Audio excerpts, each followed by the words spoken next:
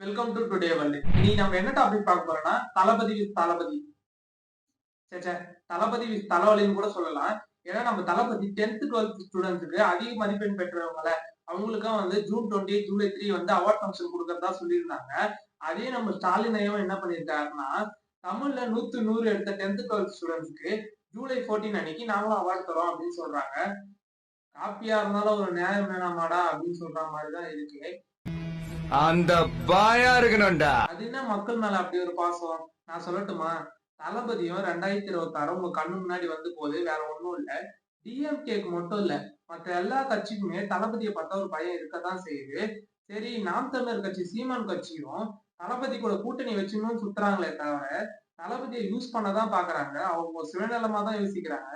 சீமான் brothers என்ன comment பண்றாங்கன்னா social மீடியாலாம், எங்க அண்ணன் சிஎம்மாவும் இருப்பாரு, உங்க அண்ணன் டெபுட்டி சிஎம்மா இருப்பாரு அப்படின்னு சொல்றாங்க. சத்தியமா எந்த தளபதி ஃபேனும் இதை ஒத்துக்க மாட்டாங்க. அவர் ஜெயிக்கிறாரோ தோக்குறாரோ அவர் தனியாவே நிக்கட்டும். இப்படிப்பட்ட கூட்டணி எங்களுக்கு தேவையே இல்லை. அதை நாங்க பாத்துக்கிறோம். நான் தளபதி தனியா நிக்கிறோம்னு சொல்றது ஏதாவது தப்பு இருக்கான்னு கமெண்ட் பண்ணுங்க ஃப்ரெண்ட்ஸ். தளபதி ஃபேன்ஸ் அட்டனன்ஸ் போட்டு சேனலை சப்ஸ்கிரைப் பண்ணிட்டு பெல் ஐக்கானை கிளிக் பண்ணிக்கோங்க. பாய்.